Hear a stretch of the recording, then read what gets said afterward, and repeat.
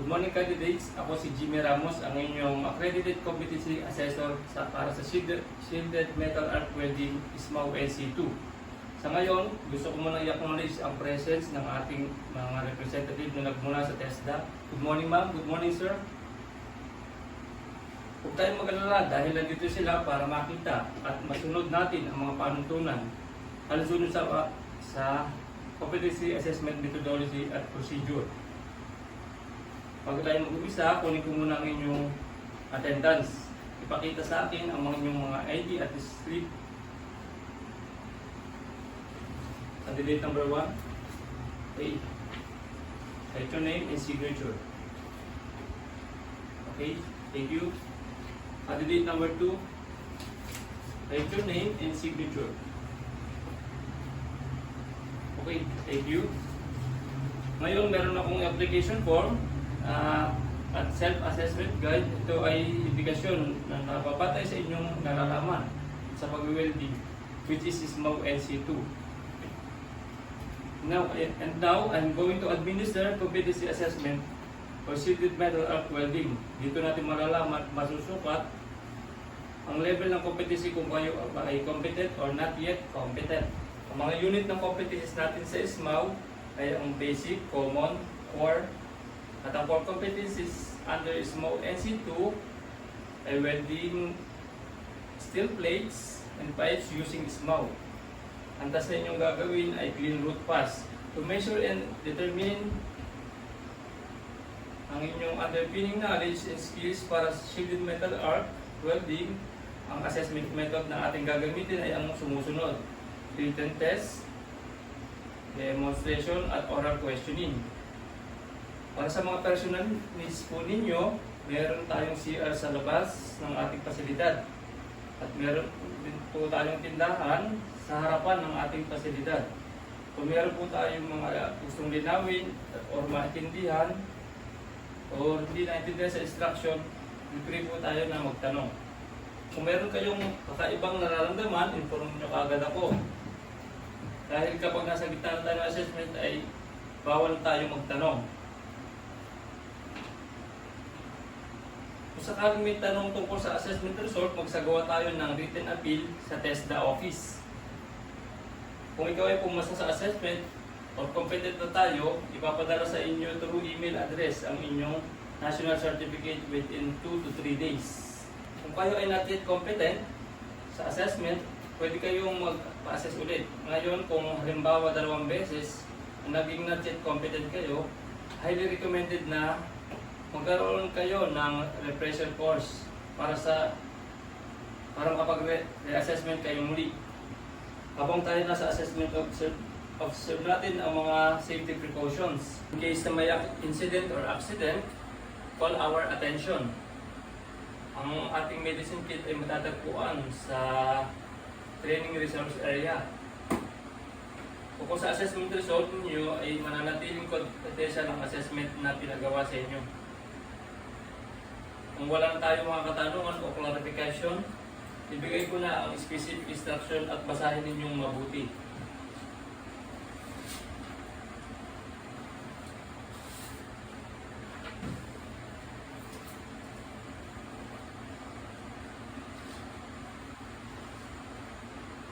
Okay. Thank you. Kung lahat ay ready na, mag-umpisa na tayo ng assessment. Ang una, written exam. Ito ay multiple choice, true or false. Sagutan nyo ito within 45 minutes. Mag-umpisa na kayo.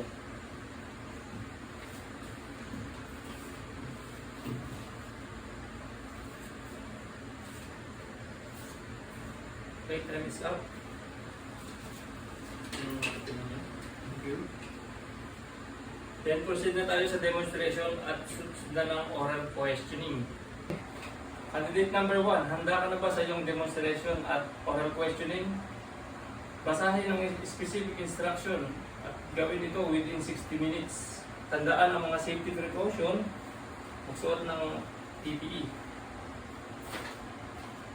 Okay, mag-start ka na.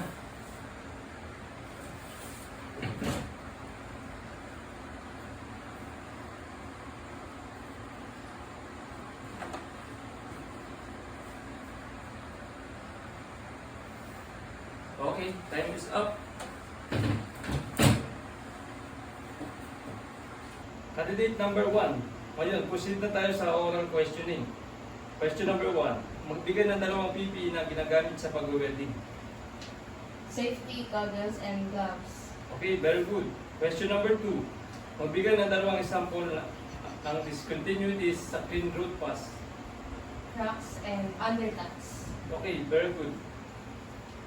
Pakitawag si candidate number 2 para sa kanyang oral questioning. Thank you. Candidate number 2. Proceed tayo sa demonstration at susundan ng oral questioning. Basahin ang specific instruction at gawin ito within 60 minutes. Tandaan ang safety precaution bago mag-perform ng demo at magsuot ng kompletong PPE.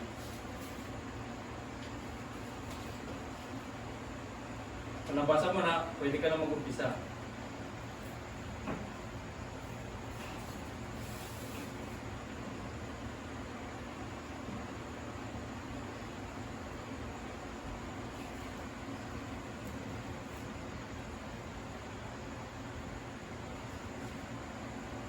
Okay, time is up.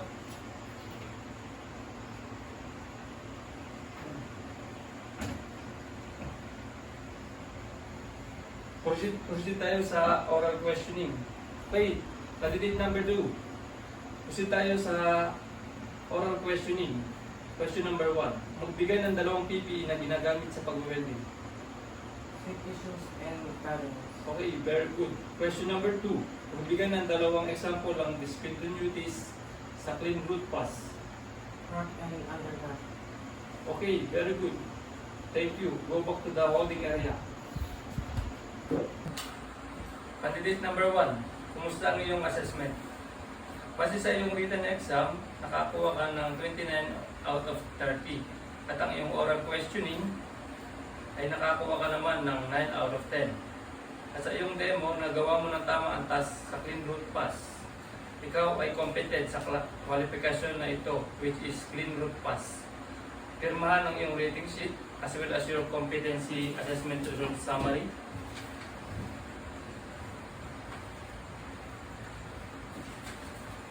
Okay? At ang assessment center manager ang magsasign sa iyong competency assessment result summary sa holding area. Thank you. Candidate number 2. Base sa iyong written exam, ikaw ay nakakuha ng 15 out of 30. At ang iyong oral questioning ay nakakuha ka naman ng 5 out of 10. At sa iyong demo, hindi mo nagawa ng maayos ang clean root pass. Ikaw ay not yet competent sa qualification na ito, which is clean root pass. Pirmahan ang iyong rating sheet as well as your competency assessment result summary.